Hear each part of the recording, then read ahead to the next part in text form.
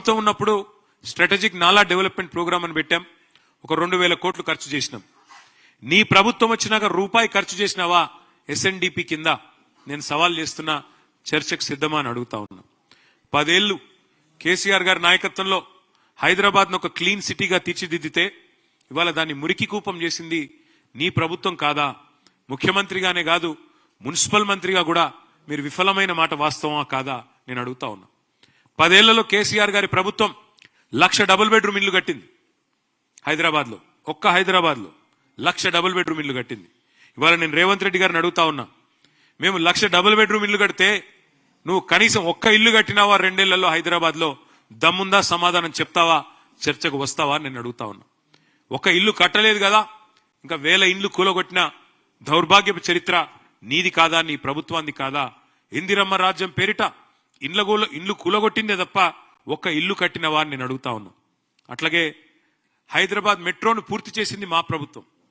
2017లోనే మొదటి దశ ఇనాగరేట్ చేసి 2021లో రెండవ దశ ఇనాగరేట్ చేసి మొత్తం 70 కిలోమీటర్లకి మెట్రోను తీసుకొని పోయింది మా ప్రభుత్వం, కేసీఆర్ గారి ప్రభుత్వం. కానీ నువ్వేం చేసినావు? ఆ మెట్రో CFOని బెదిరించి, ఎల్ఎన్టీ CFOని బెదిరించి జైల్లో పెడతా అంటే ఇవాళ ఎల్ఎన్టీ వాళ్ళు పారిపోయే పరిస్థితి వచ్చింది. మెట్రో వదిలిపెట్టింది వాస్తవం కాదా? చర్చకు వస్తావా ఈ విషయంలో అని చెప్పి రేవంత్ రెడ్డి గారిని అడుగుతా ఉన్నా. ఒకనాడు కాంగ్రెస్ ప్రభుత్వం ఉన్నప్పుడు పవర్ హాలిడేలు పారిశ్రామికవేత్తలకు, వారానికి 2 నుంచి 3 రోజులు పవర్ హాలిడేలు. ఆ పరిస్థితి తీసేసి 24 గంటలు నాణ్యమైన కరెంట్ ఇచ్చింది కేసీఆర్ గారి ప్రభుత్వం. మొత్తం ఒక హైదరాబాద్లోనే కాదు, రాష్ట్రంలోని అన్ని పట్టణాలు హైదరాబాద్తో సహా అన్ని పల్లెలు LED దీపాలు పెట్టి, లక్షలాది LED లైట్లు పెట్టి మొత్తం తెలంగాణని దేదీప్యమానం చేసింది మా ప్రభుత్వమా కాదా? ఈ విషయంలో చర్చకు వస్తావా?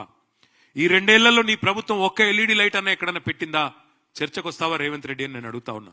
ఆనాడు కరెంటు కోతలతో, జనరేటర్లతో, ఇన్వర్టర్లతో, కరెంటు కోతలతో ప్రజల బతుకుని అతలాకుతలం చేసింది నీ కాంగ్రెస్ పార్టీ.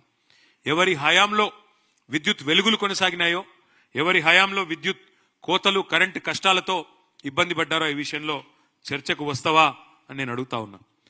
ఆనాడు కేసీఆర్ గారి ప్రభుత్వంలో కాంక్రీట్ జంగల్ గా మారిన హైదరాబాద్ లో 108 అర్బన్ లంగ్ స్పేస్లు, కొత్త అర్బన్ పార్కులు ఏర్పాటు చేసింది మా ప్రభుత్వం.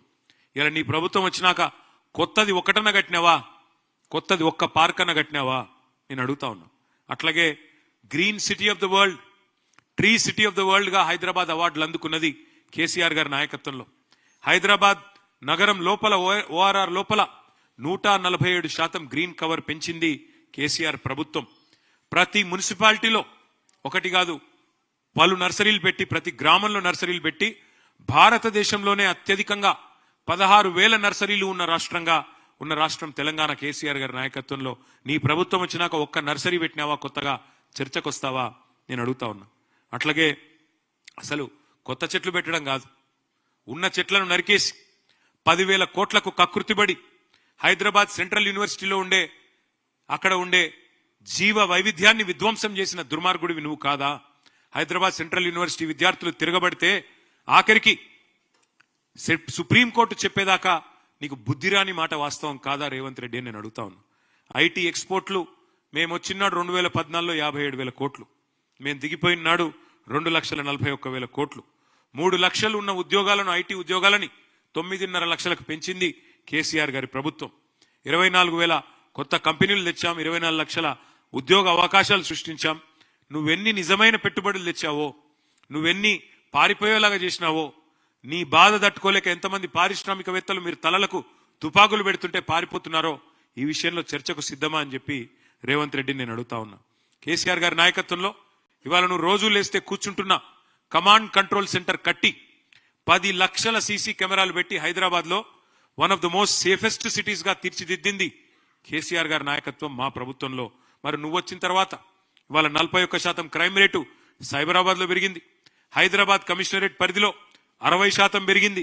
నువ్వు వచ్చిన తర్వాత ఇవాళ డే లైట్ మర్డర్లు, డే లైట్ రాబరీలు, పారిశ్రామికవేత్తల తలకు తుపాకులు, ఇది అయిన మాట వాస్తవం కాదా? నీ ప్రభుత్వం ఎంత అధ్వానంగా ఉన్నదో, గన్ కల్చర్ ఇవాళ ఎంత పెరిగిందో నువ్వు వచ్చినాక ఈ విషయంలో చర్చకు వస్తావా?